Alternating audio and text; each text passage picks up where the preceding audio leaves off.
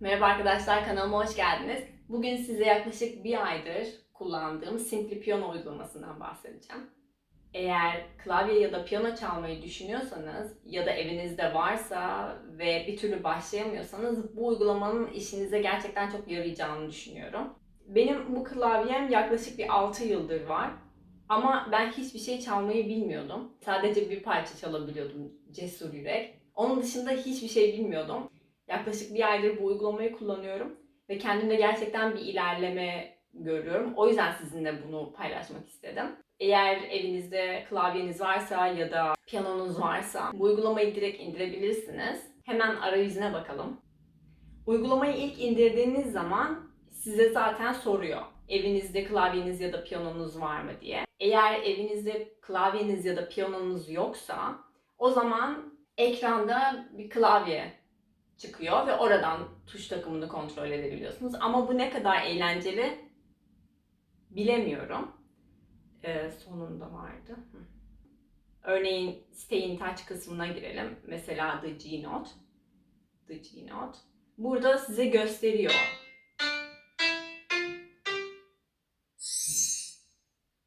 Ama bu o kadar da eğlenceli değil bence. Olayı birazcık daha eğlenceli hale getirsin diye klavye ya da piyanoya ihtiyacınız olabilir. Hemen en başa tekrar gidiyorum. Bu arada uygulamayı indirdiğiniz zaman size klavyeniz mi var yoksa piyanonuz mu var diye soruyor. Evinizde eğer klavyeniz ya da piyanonuz varsa uygulamayı indirdikten sonra onu da seçmeniz gerekiyor. Örneğin klavye seçtiniz. Arayüzü muhtemelen benimki gibi olacak. Piyano ile ne kadar farkı var bilemiyorum. Ama seviyenizi de seçebiliyorsunuz. Mesela ben işte atıyorum 10 yıldır klavye çalıyorum ya da 10 yıldır piyano çalıyorum. Bunu oraya yazdığınız zaman ona göre bir arayüz oluşturuyor. Ben hiçbir şey bilmediğim için benimki Piano Basics'ten başlıyor. Bu arada ne öğrenmek istediğinize de karar verebiliyorsunuz. Örneğin nota mı okumak istiyorsunuz? Şarkılarımı çalmak istiyorsunuz? Yoksa genel bir pratik mi yapmak istiyorsunuz? Bunların hepsini seçebiliyorsunuz. Ben hepsi demiştim. Ya da hani bir tanesini seçebilirsiniz. Ben hepsini seçmiştim. O yüzden bana her konuda bilgi veriyor. Bu arada ekranda çıkan uyarılar da siz çalmaya başladığınızda gidiyor. Başlangıç seviyesinde olanlar bilirler. Elinizi kaldırdığınız an aynı yere koymanız çok zor oluyor. O yüzden bu uygulamayı çok iyi yapmışlar. Kenarlarda çıkan pop-up'lar, kenarlarda çıkan uyarılar. Hiçbir şey yapmasanız yok olup gidiyorlar. Yani basmak zorunda değilsiniz. Bu arada daha iyi bir sonuç almak için kesinlikle kulaklığınızı kullanmayı unutmayın.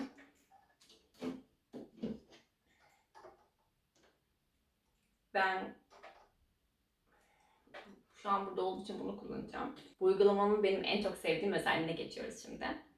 Uygulama her bastığınız notayı algılıyor. Yanlış çalıyorsanız en baştan alıyor ya da bekletiyor. Örneğin YouTube'dan bir video açtınız, onu çalışıyorsunuz. Eğer yanlış çalıyorsanız size hiçbir şekilde bunu göstermiyor. Bilmiyorsunuz belki de yanlış çaldığınızı. Ama bu uygulamada öyle bir şey yok. Eğer yanlış çalıyorsanız sizi bekliyor, doğru çalmaya yönlendiriyor. Hangi notaya basmanız gerektiğini, elinizi nasıl koymanız gerektiğini, yanlış mı koyuyorsunuz, doğru mu koyuyorsunuz bunu size söylüyor. Yani resmen gösteriyor orada. Yani yanlış yapmanız neredeyse imkansız. Uygulamayı açtığınızda beni bekliyor şimdi. Gösteriyor hangisini çalmam gerektiğini. Şimdi parçayı çaldığımız bölüme geliyoruz.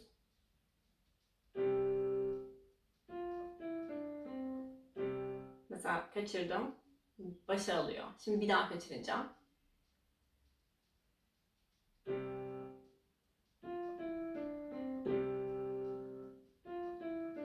Şimdi bıraktım. Yanlış oldu. Tekrardan. Eğer çok fazla yanlış yaparsanız sizi tekrardan pratik yapma moduna alıyor. Şimdi mesela yanlış yaptım. Beni tekrardan pratik yapma moduna aldı. Burada tempoyu da değiştirebiliyorsunuz. Gördüğünüz gibi tempo 55, tempo 95 ya da tamamen kapatabilirsiniz. Geriye gidebilirsiniz. Uygulama bir de size zaten eğitimler arasında geçiş hakkı da tanıyor. Parça bazında da çok fazla parça var. Çoğu bilinen güzel parçalar.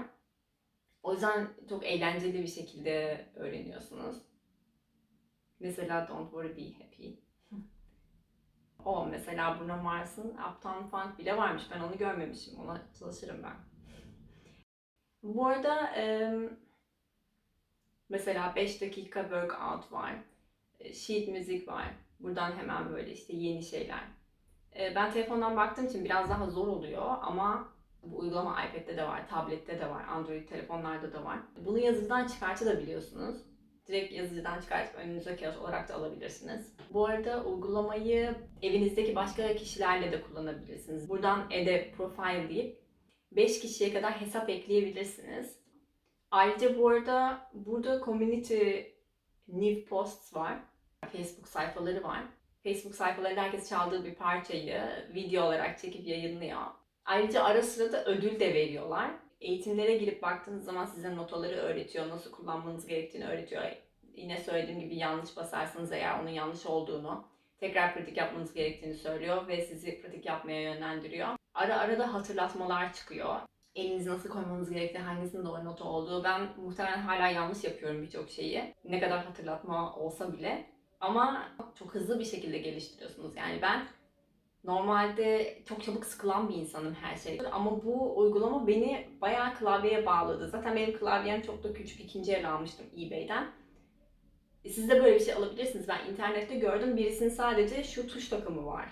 Bunu koymuş böyle karşısına tuş takımını kullanıyor. Yani sadece şu nota sesinin çıkması size yeterli olacaktır şarkıyı çalmanız için. Uygulamanın tek bir şeyi var bence. Bazen notanın kaçlık nota olduğunu pek algılayamıyor. O da artık size biraz kalmış bence. Siz kendinizi evet bu doğru yaptım ya da yanlış yaptım diye biraz ciddi olarak yargılamanız gerekiyor orada. Ama gerçekten çok eğlenceli, çok güzel bir uygulama. O yüzden sizinle paylaşmak istedim. Umarım işinize yarar. İndirin bakın. Bir eğitim ücretsiz. Daha sonra da bir hafta ücretsiz bir premium account veriyor size. Eğer indirirseniz ve beğenirseniz lütfen aşağıya yorum kısmına bırakın. O zaman çok teşekkür ediyorum beni dinlediğiniz için. Bu arada kanalıma hala abone olmadıysanız lütfen hemen abone olun. O zaman bir sonraki videomda görüşmek üzere.